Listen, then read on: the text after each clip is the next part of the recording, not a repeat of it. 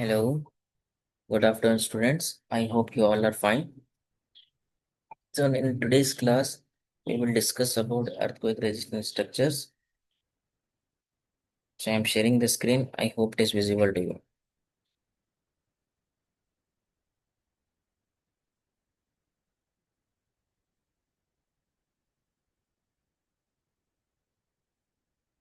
So, what are the things we need to study? Earthquake hazards in India. Next, earthquake risk evaluation and mitigation. Structural behavior under gravity and seismic loads. Lateral load resisting structural system. Requirements of efficient earthquake resistant structural system, damping devices, base isolation system. So these are the things which we need to study. So introduction to engineering seismology. So what is seismology?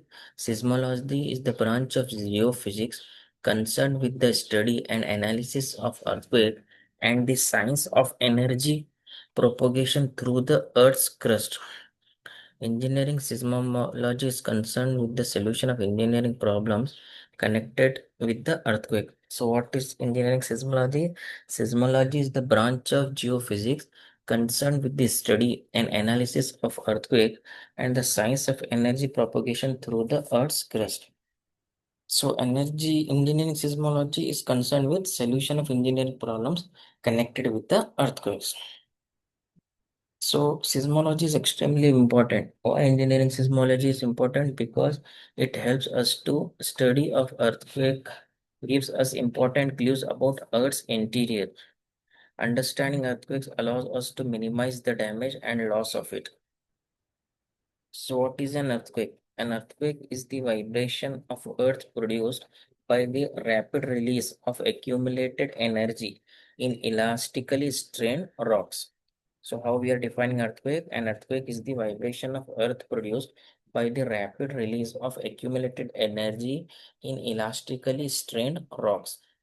And energy release radiates in all directions from its source. So the focus of energy propagates in the form of seismic waves.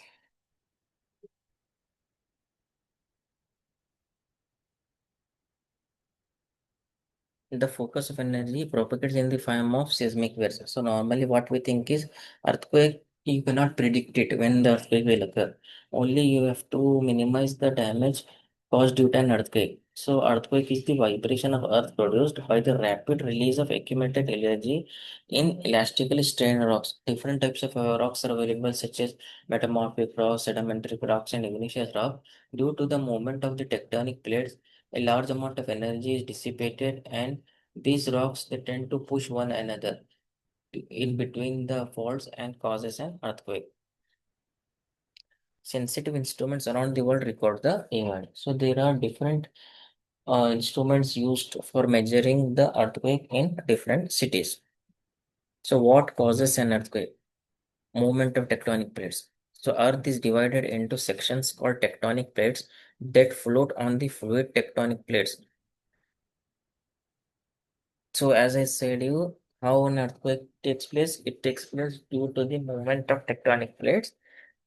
As the earth is divided into sections called tectonic plates that float on the fluid tectonic plates, earthquakes are usually caused by sudden movement of these tectonic plates. Rupture of rocks along a fault. So how a rupture of rocks occur? Faults are localized areas of weakness in the surface of the earth, sometimes the plate boundary itself. So what are faults? Faults are localized area of weakness in the surface of the earth, sometimes the plate boundary itself. So where do earthquake occur? The focus and epicenter of an earthquake. The earthquake occurs at the focus and epicenter of an earthquake. The point within earth where faulting begins is the focus or hypocenter.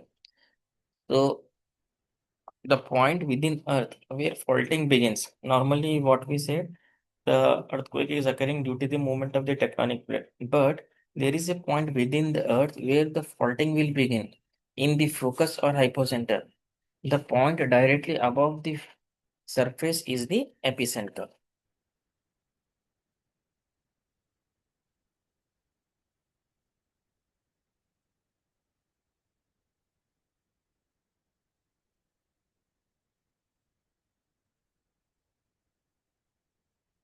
Types of seismic waves. Earthquake produce three waves. एक कैसे आवाज आ रही है लेकिन converter क्या होता है? Types of seismic waves.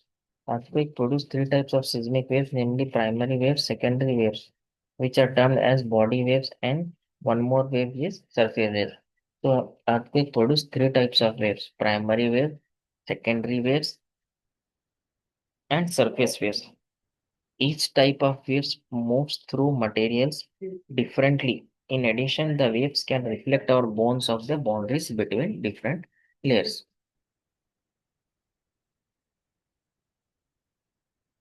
Primary waves, the fastest seismic wave which reaches the earth are called primary wave or P wave or pressure waves.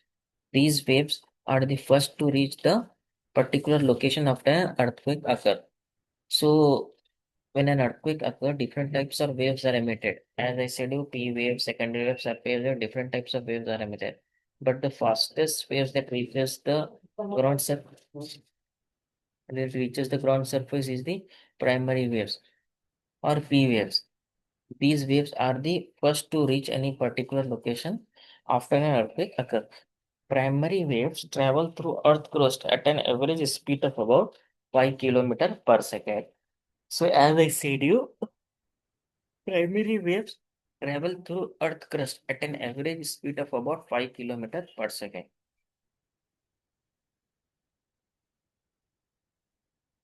Primary waves can travel through solids, liquids, and gases. As they pass through a material, the particles of the materials are slightly pushed together and pulled apart. The building experiences this push and pull as primary waves pass through the ground they are built on. Secondary waves. Secondary waves are the seismic waves to arrive at any particular location after an earthquake, though they start at the same time as primary waves. Secondary waves travel through Earth's interior at about half the speed of primary waves. See here what we said, primary waves are the waves which reaches the ground surface at the earliest and their velocity is 5 kilometers per second. After the primary waves, which will waves will hit? Secondary waves. As the name itself indicates, secondary waves are the second seismic waves to arrive at any particular location after an earthquake, though they start at the same time as primary waves. The secondary waves travel through Earth's interior at about half the speed of primary speed waves. So as we said that primary waves are the first to reach the Earth's surface, secondary waves are the second one. So their speed is also half. Primary waves reaches at the speed of 5 kilometers per second, whereas secondary waves reaches at the what you can say speed of 2.5 kilometers per second. Secondary waves are also called S waves or shear wave. The secondary waves are also called as S waves or shear waves. As they pass through a material, the material's particles are shaken up and down or from side to side. What happened as they pass through a material, as the secondary waves pass through a material, the material's particles are shaken up and down from side to side. Secondary waves rock small buildings back and forth as they pass. So what the secondary waves do? They will rock the small buildings back and forth as they pass. Secondary waves can travel through rock, but unlike primary waves, they cannot travel through liquids or gases. Secondary waves क्या हैं? They can rock small buildings back and forth as they pass. Secondary waves can travel through rock, but unlike primary waves, they cannot travel through liquids or gases. So, what are surface waves? Surface waves are seismic waves that move along Earth's surface, not though its interior. Till now, we have seen primary waves, secondary waves. Now, third comes surface wave. So, what are surface waves? Surface waves are seismic waves that move along Earth's surface, not though its interior. They make the ground roll up and down or shake from side to side. The surface wave cause the largest ground movement and the most damage. What the surface waves does?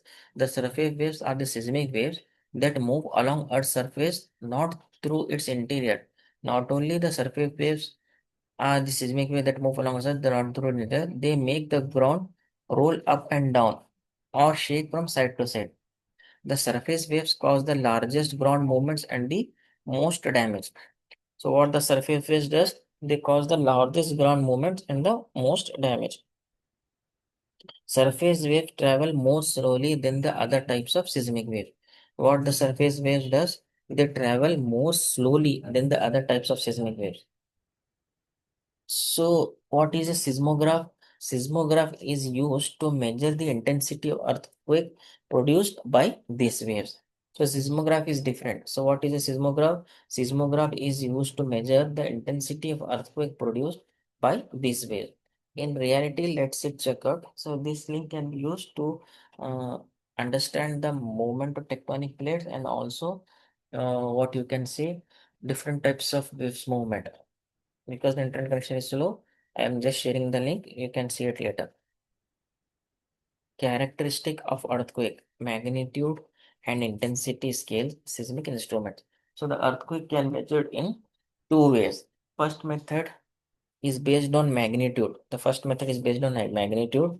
That is the amount of the energy released at the earthquake source. So the first method is based on magnitude, the amount of energy released at the earthquake source. The other is based on intensity, how much the ground shakes at a specific location. So the magnitude and intensity are the two methods which can be used on to understand how much the ground shakes at a specific location. Although several scales have been developed over the years, the two commonly used today in the United States are the moment magnitude scale, MMS scale, or the size, and the modified Mercalli scale, which means intensity scale. Measurements on the moment magnitude scale are determined by using a complex mathematical formula to convert motion recorded with a seismometer into magnitude number that represents the amount of energy released during an earthquake. So normally magnitude, you might have heard that Gujarat was hit by an earthquake of magnitude 5, 4. So the magnitude is represented in the form of number. So the energy released for each whole number measurement is about 31 times greater than than that released by the whole number itself. 5, for example, if we say that 5 is the what you can say intensity magnitude of earthquake hit Gujarat, so 5 into 31 times you have to do. So, for example, a magnitude 2 earthquake is 31 times powerful than a magnitude of 1 earthquake. Okay, the moment magnitude scale is often referred to by the name of its predecessor, that is the Richter scale. Richter scale was first introduced to measure the magnitude of earthquake. Later, this moment magnitude scale was introduced. So, it is a predecessor. Measurements on the modified Mercalli intensity MMI scale ranges from 1 to 12 and are based solely on damage assessment eyewitness account. So how these measurements on the modified Mercalli intensity scale is done from 1 to 12? They are based solely on the damage assessment and eyewitness account. Intensity measurements near the source of an earthquake are generally higher than those at a distance. The intensity measurement near the source of an earthquake. Intensity measurement near the source of an earthquake are generally higher than those at a distance. Determining intensity can be difficult in sparsely populated areas with few buildings because intensity is calculated largely based on the effect that tremors have on human-made structure. Although an earthquake magnitude and intensity measurements are not precisely comparable, they can in general be correlated when intensity measurements near the epicenter are used in the comparison. The magnitude of earthquake that occurred before the introduction of the Richter scale in 1935 are estimated based on reported damage and intensity. Seismograph categorize modern earthquake by their magnitude, not by their perceived intensity. Okay, what I am trying to see, you just understand.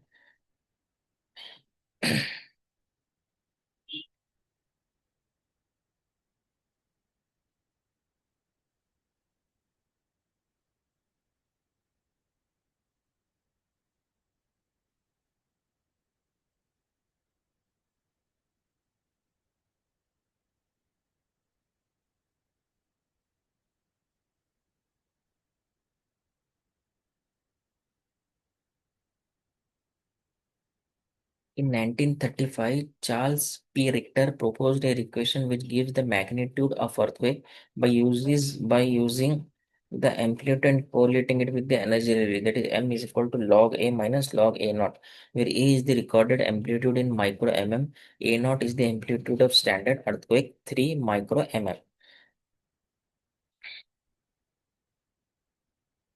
Seismograph. So, what is a seismograph? How you are defining seismograph? Seismograph is an instrument used to measure the magnitude and intensity of an earthquake. So, how we are defining your seismograph? Seismograph is nothing but an instrument used to measure the magnitude and intensity of earthquake.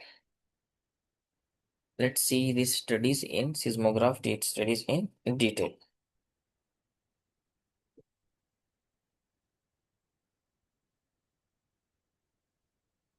Earthquake hazards in India.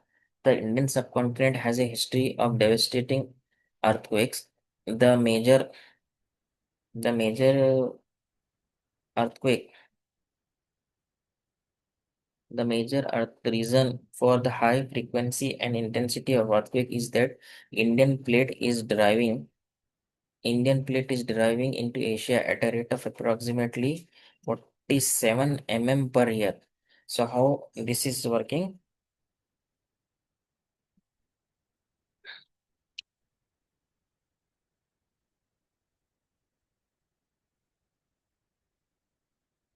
The major reason for high frequency and intensity of earthquake is that the Indian plate is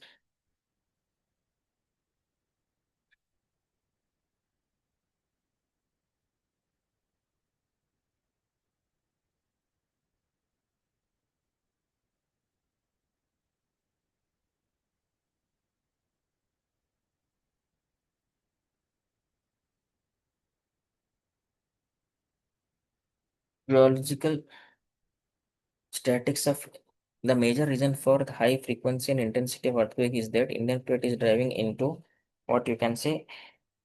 One second.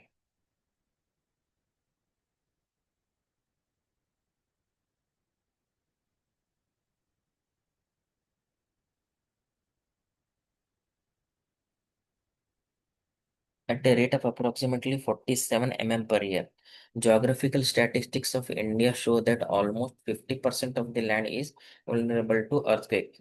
Normally, what we think is less parts of India are prone to earthquakes, but the thing is that most of the part of India is subjected to earthquake. For example, as per this data, more than 50% of the land statistics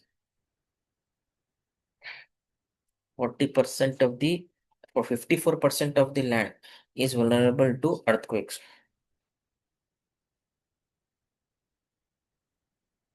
A World Bank and United Nations report shows that estimates around 200 million city dwellers in India will be exposed to storms and earthquakes by 2050. So this is very alarming. So what it states, late a World Bank study and United States report shows that around 200 million cities dwellers in India will be exposed to storms and earthquake by 2050.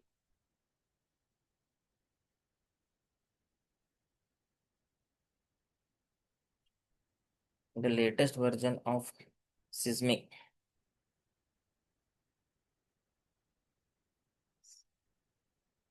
the latest version of seismic zoning map of India given in the Architecture Design of Code of India, IS 1893 Part 1 assigns 4 levels of seismicity for India in terms of zone factor. In other words, what we can say is earthquake zoning map of India divides India in four seismic zones, that is zone 2, 3, 4, and 5. Unlike its previous version, which consists of 5 to 6 zones.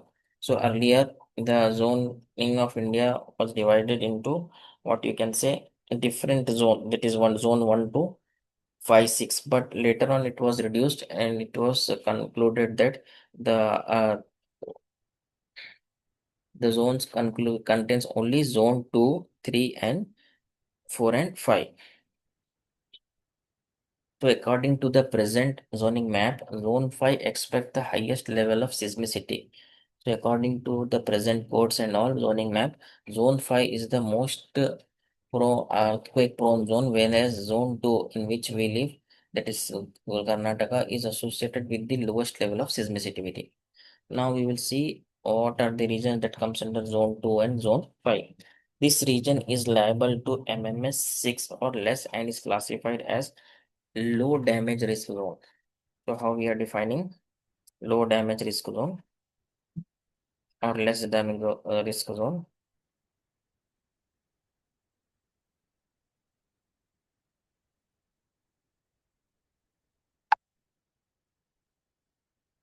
The IS code assigns zone factor of zero point 0.1, that is maximum horizontal acceleration that can be experienced by a structure in this zone is 10% of gravitational acceleration for zone 2. Bangalore, Ajmer, Allahabad, Hyderabad, and Pondicherry are the few notable cities that comes under zone 2.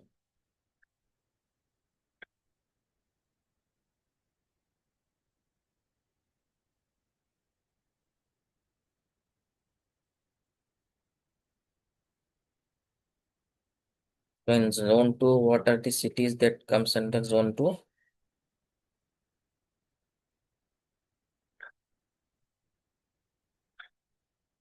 Zone 3. This zone is classified as moderate damage risk zone, which is liable to MMS 7 and also 7.8. The IS code assigns zone factor of 0.16 for zone 3. Zone 3 comprises of Kerala, Goa, Lakshadweep Islands, remaining parts of Uttar Pradesh, Gujarat, and West Bengal, parts of Punjab, Rajasthan, Madhya Pradesh, Bihar, Jharkhand, Chhattisgarh, Maharashtra, Odisha, Andhra Pradesh, Tamil Nadu, and Karnataka. So as we are in Gulbarga, we are in zone 2, but some parts of Karnataka are also included in zone 3. So we cannot classify the entire state in particular zone. Few parts we will lift in different zone. Zone 4. This zone is called high damage risk zone and cover areas liable to MMS 7. The IS code assigns zone factor of 0.24 for zone 4. Jammu and Kashmir, Himachal Pradesh, Uttarakhand, Sikkim, the parts of Indo-Gangetic Plains, Punjab, etc.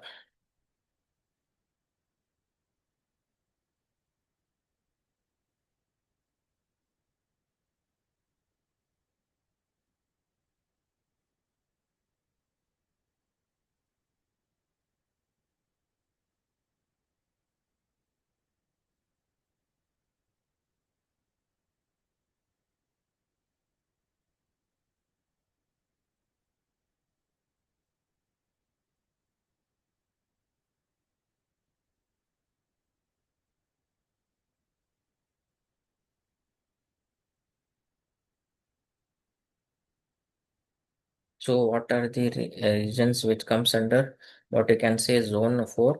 This zone is called high damage risk zone and cover areas liable to MMS 7. And the IS code assigns a zone factor of what you can say zone factor 0.242 for zone 4.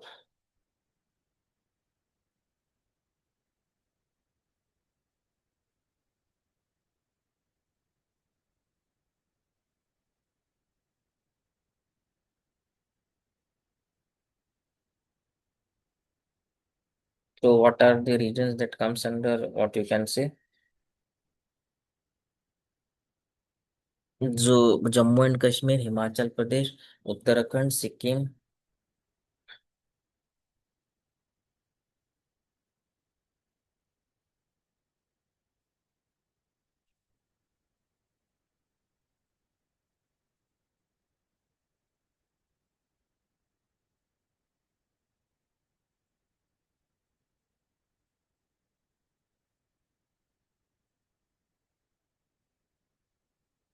In Maharashtra, what are the regions that are subjected to earthquake?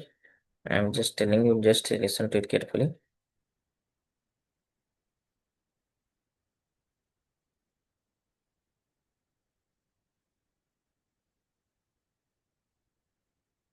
The Jammu and Kashmir, Himachal Pradesh, Uttarakhand, Sikkim, the parts of Indo-Gangetic Plains, Punjab, Chandigarh, Western Uttar Pradesh, Terai, North, and the capital of the country, Delhi, fall in Zone 4. In Maharashtra, Zone 4 is there.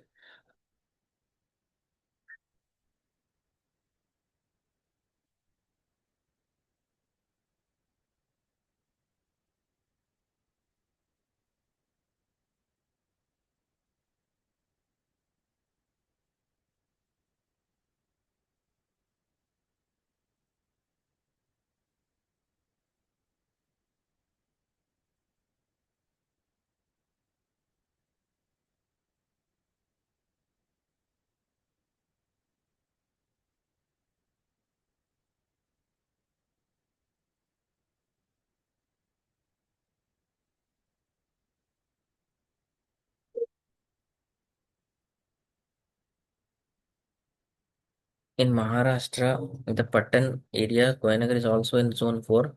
In Bihar, the northern part of the state, like Raxol, near the border of India and Nepal, is also in Zone 4. Latur, Maharashtra, is also in Zone 4.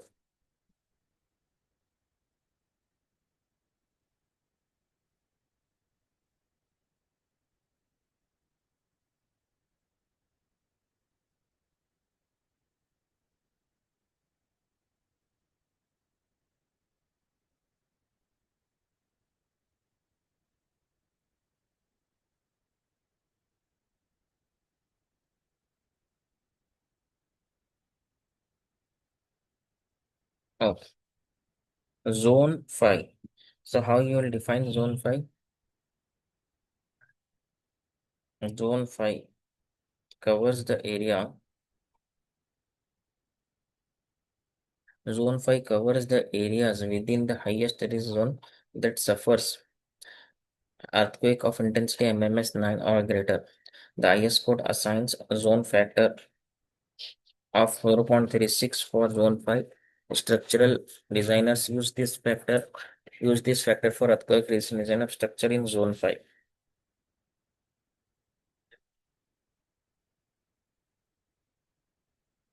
The zone factor of 0.36 indicative method.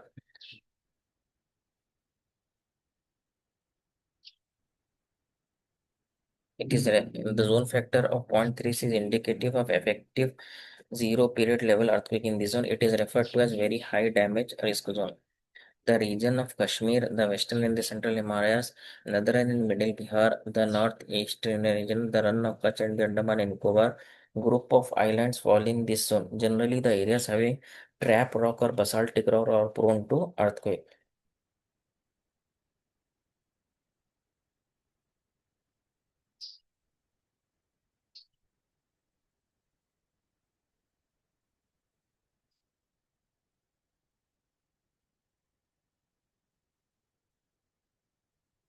So, if you see here, place, death, death time and year, magnitude and epicenter. In this way, we are classifying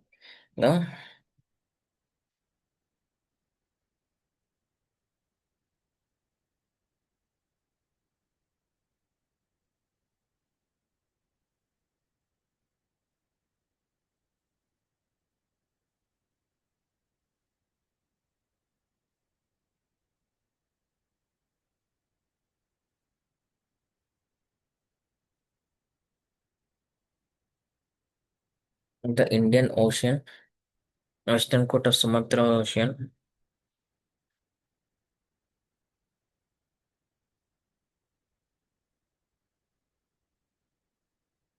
All this we are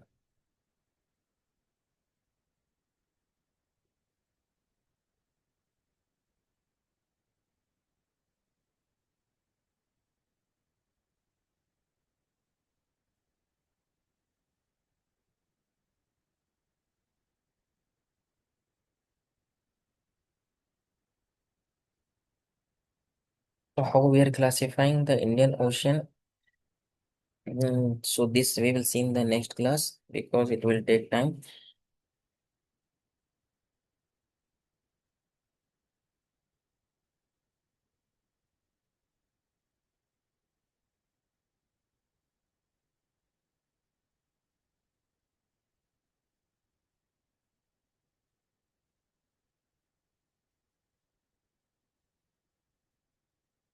If you have any doubt, you can just drop a message in the box, in comment box. If you have any queries, you can contact me at nadeem@kevin.university, or you can even just call me at 8553171859.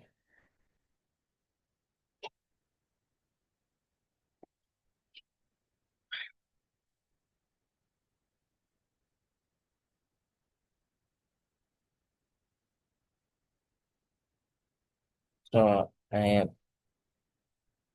so have a nice day.